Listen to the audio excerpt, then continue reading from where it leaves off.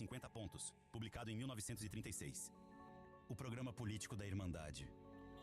Nele, ele delineia os contornos de um novo totalitarismo. Uma teocracia regida pela lei islâmica. Lei da Sharia. Proibir, monitorar, punir são as palavras-chave. Em particular, o objetivo é proibir todas as formas de coeducação na sociedade e impor uma força policial de moralidade controlada por um único partido. O de Albana, a Irmandade Muçulmana. Intrigado com a personalidade do pai fundador dos Irmãos Muçulmanos, para saber mais sobre ele com alguém que o conheceu de perto. Seu irmão Gamal, que conheci em sua biblioteca no Cairo. O que ele me conta sobre a educação das massas tem uma forte semelhança com os métodos de doutrinação das ideologias revolucionárias do século XX. Hassan al-Banna, que Deus o abençoe, era meu irmão mais velho. Havia uma forte, mas ao mesmo tempo estranha, cumplicidade entre nós. Meu irmão Hassan e eu éramos muito próximos porque meu pensamento nem sempre estava alinhado com o dos irmãos muçulmanos. Mas meu irmão Hassan tinha a mente aberta. Ele me aceitava como eu era, com minhas próprias reservas. Principalmente na questão das mulheres, liberdade e arte.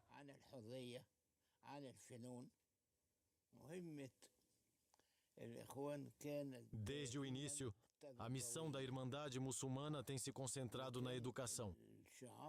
Seu slogan era o Islã como um modo de vida. Isso significa que para Hassan al-Banna, o Islã não era apenas uma crença ou uma ideia, mas que o Islã diz respeito a todos os aspectos da vida e que eles devem ser organizados pelo Islã.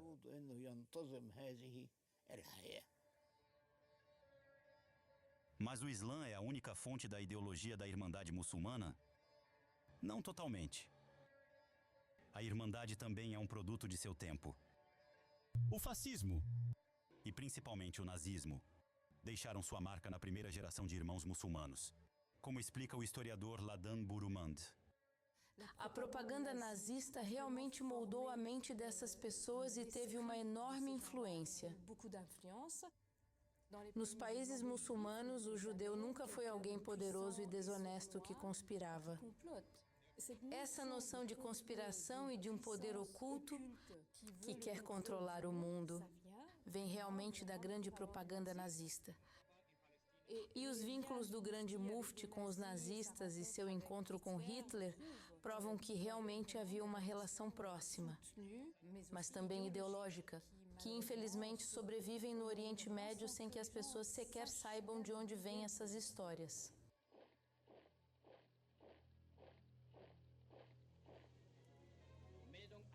Mohammed Amin al-Husseini, um colaborador próximo de Hassan al-Banna, juntou-se a Hitler em Berlim em 1941.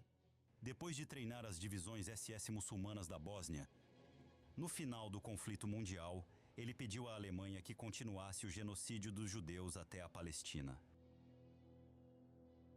Após a guerra, a influência comunista substituiu a do nazismo. Na década de 1930, os irmãos muçulmanos eram mesmo dentro da estrutura. Em sua obediência cega aos líderes, etc., eles eram fascistas. Eles realmente são sistemas e estruturas fascistas. Após a Segunda Guerra Mundial, com a queda do nazismo e a ascensão do comunismo como aliado e a propaganda comunista, os jovens ficaram muito atraídos por essa ideologia revolucionária e emancipatória, anti-colonial, etc. Assim, o islamismo ofereceu a possibilidade de se tornar comunista sem se tornar ateu.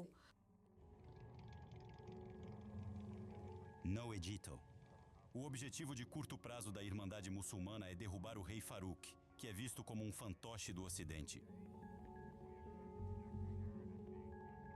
Sua corrupção, seu estilo de vida luxuoso revoltaram os irmãos muçulmanos.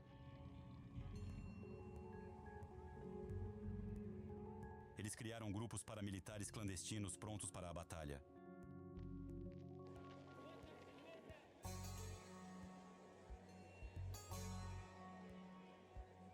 Ciente da ameaça, o monarca egípcio proibiu a Irmandade.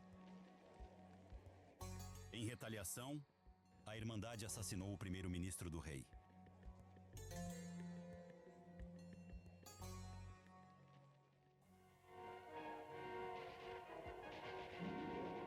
primeiro-ministro foi morto por um assassino fanático.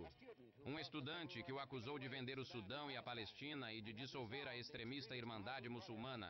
Por isso, ele merecia morrer.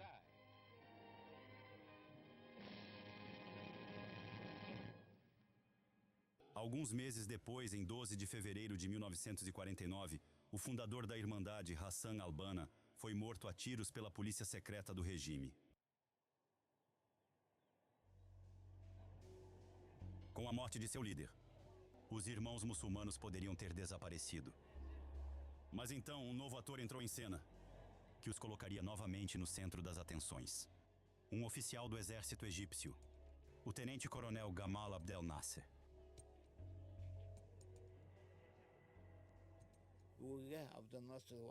Gamal Abdel Nasser liderou seu golpe com o apoio da Irmandade Muçulmana. Gamal Abdel Nasser era membro da Irmandade. À frente de um grupo de soldados sediciosos, os oficiais livres, apoiados pelos irmãos muçulmanos, Nasser derrubou o rei Farouk e tomou o poder em 1952. Começou a luta contra a interferência ocidental. Ela seria bem sucedida. 4 anos depois, a nacionalização do Canal de Suez. O fim da influência britânica no Egito. Símbolo da União Sagrada. O terceiro aniversário da morte de Hassan al-Banna reuniu todas as forças presentes em torno de seu túmulo.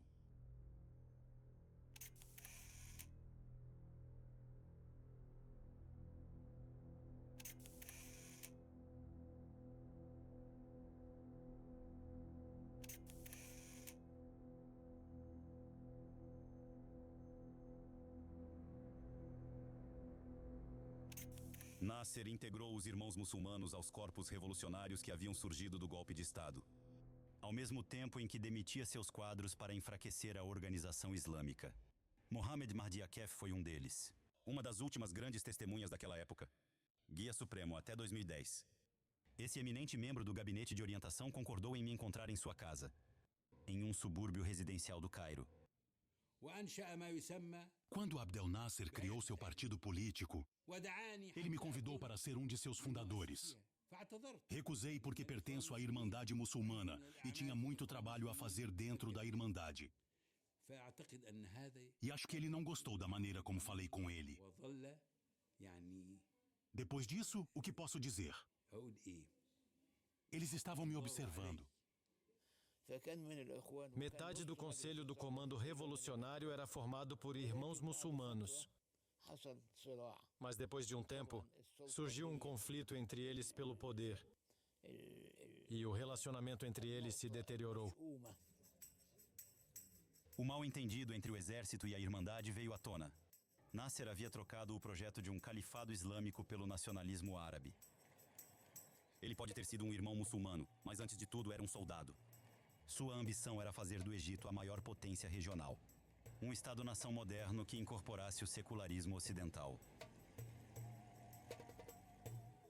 Em 1953, nós realmente queríamos trabalhar com a Irmandade Muçulmana para ajudá-la a seguir o caminho certo.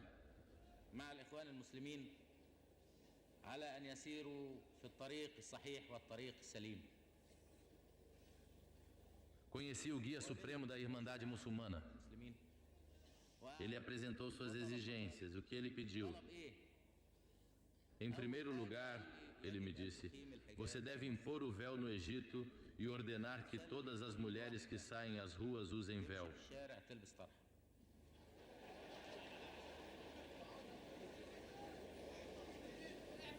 Toda mulher na rua!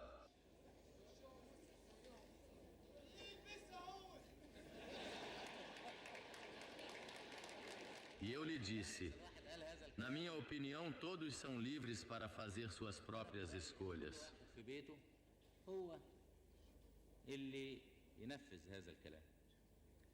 Ele respondeu, não, cabe a você, como líder responsável, decidir. Eu respondi, Senhor, você tem uma filha na faculdade de medicina e ela não usa o véu. Por que o Senhor não a obriga a usá-lo? Se o Senhor não consegue fazer com que uma garota use o véu, e ela é sua filha, como espera que eu consiga fazer com que 10 milhões de mulheres egípcias o usem?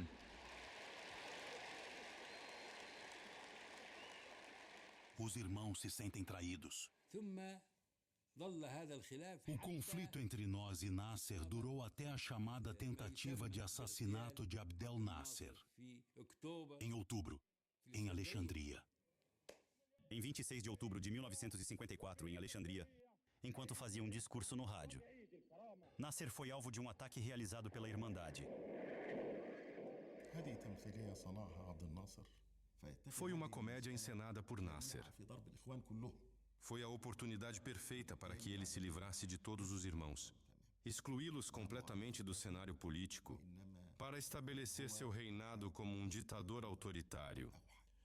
Portanto, os irmãos dizem que o ataque nunca foi ordenado por eles e que foi uma armação da polícia de Nasser para dar a eles um pretexto para reprimir. Os homens de Nasser que ainda estão vivos ou que testemunharam dizem que o ataque foi real.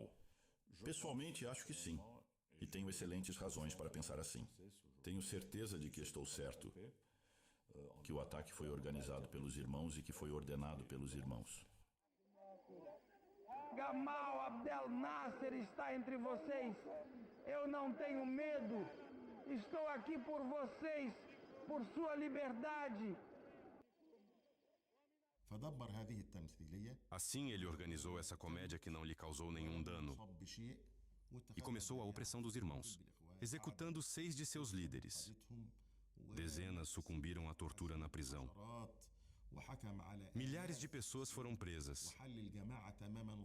Nasser ordenou a dissolução da fraternidade e a apreensão de todos os seus bens para que ela deixasse de existir sob seu reinado. No Cairo, a sede da Irmandade Muçulmana foi incendiada por manifestantes após o atentado fracassado contra a vida do coronel Nasser. O principal autor do atentado, o ferreiro Mahmoud Abdel Latif, foi preso. Muitos outros membros da sociedade secreta da Irmandade Muçulmana foram presos com ele. Nos dias que se seguiram ao ataque, 500 irmãos muçulmanos foram detidos e jogados na prisão.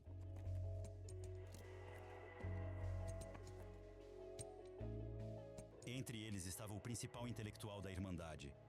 Seu nome é Said Qutb. Desde o início de minha investigação, ouvi esse nome em todos os lugares. Um nome que tem cheiro de enxofre. As obras desse escritor islâmico ainda eram proibidas durante o governo de Mubarak. Ele é um crítico literário que se tornou famoso várias vezes com seus textos brilhantes, apresentações esclarecedoras. Ele vem do movimento egípcio liberal e até secular. Em um determinado momento, na década de 40, ele se posicionou sobre todos os tipos de questões sociais.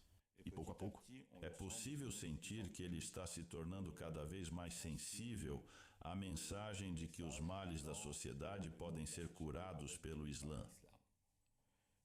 Digamos que suas opiniões islâmicas estão surgindo gradualmente. Em seguida, ele foi para os Estados Unidos. Em 1948, Said Qutb foi estudar em uma universidade no Colorado. Ele ficou lá por quase 2 anos. Escandalizado com o estilo de vida ocidental, o individualismo e a indecência das mulheres americanas, mergulhou nos textos islâmicos. Quando retornou ao Egito, Qutb entrou para a Irmandade Muçulmana e logo se tornou sua principal figura intelectual. Ele radicalizou o pensamento do fundador Hassan al-Banna e legitimou a jihad ofensiva para impor o reinado do Islã. O líbio Noman Ben Othman é um ex-membro da Al-Qaeda, próximo a Bin Laden no Afeganistão. Após os ataques de 11 de setembro, ele deixou a organização jihadista e se refugiou em Londres. Essa é a primeira vez que alguém faz a ligação entre a jihad e a própria essência do Islã.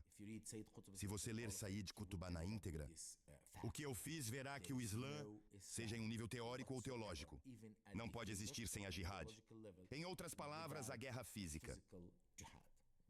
A leitura proposta por Said Qutb, que devemos assumir a ideia de que é muito contestada por muitos doutores da lei.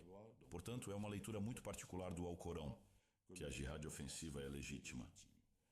Desde que a lei de Deus não seja aplicada, a humanidade é infeliz. E, portanto, a jihad ofensiva é válida enquanto houver um canto do mundo onde a Sharia não seja aplicada. E ao fazer isso, não estamos atacando as pessoas, estamos libertando-as.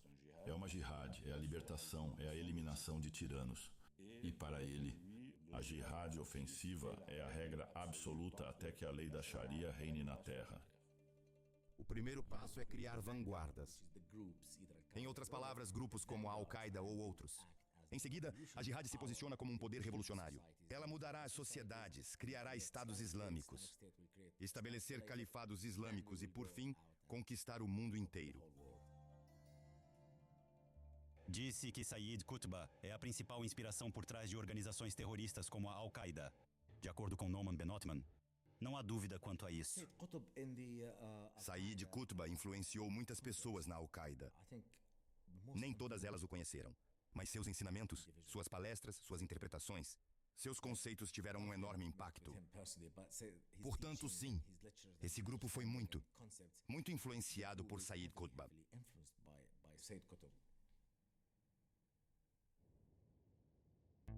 Em 1965, para silenciá-lo, Nasser jogou Qutb e seus seguidores na prisão. Todos foram torturados. Qutb, que havia cumprido 10 anos de trabalhos forçados, tinha acabado de recuperar sua liberdade. Seguiu-se um cabo de guerra entre os dois homens, e o vencedor não foi necessariamente quem você imagina. Magnant usou tanto a cenoura quanto a vara. Lorais tenta conquistar o intelectual da Irmandade. Ele se ofereceu para ser seu ministro da Educação. Sayyid Qutb recusou. Era o status quo. Para sair, Nasser o acusou de planejar um golpe e o levou a um tribunal militar. No final de uma paródia de um julgamento, Qutb é condenado à morte. Mas o jogo ainda não acabou. Lorais sabe que o homem forte da Brotherhood pode ser mais poderoso morto do que vivo. É por isso que ele lhe dá uma última saída.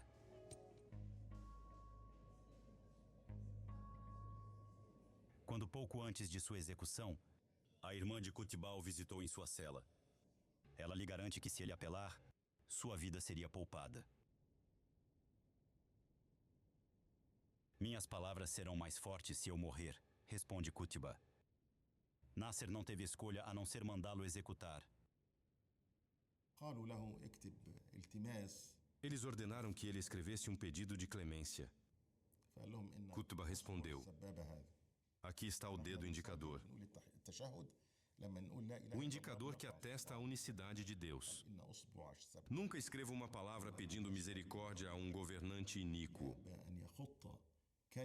Ou sou condenado com justiça e aceitarei a sentença. Ou serei condenado injustamente e será impossível pedir misericórdia a um tirano.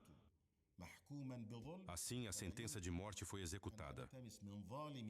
Que a misericórdia de Deus esteja com ele.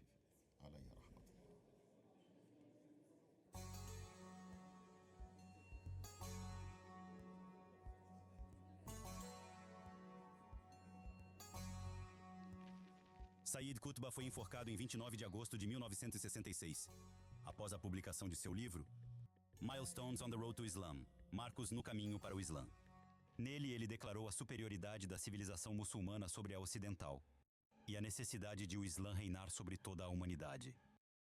O Islã tem o dever de defender o reinado de Deus sobre o universo, escreveu ele.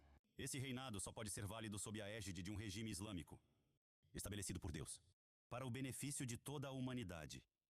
Sem exceção.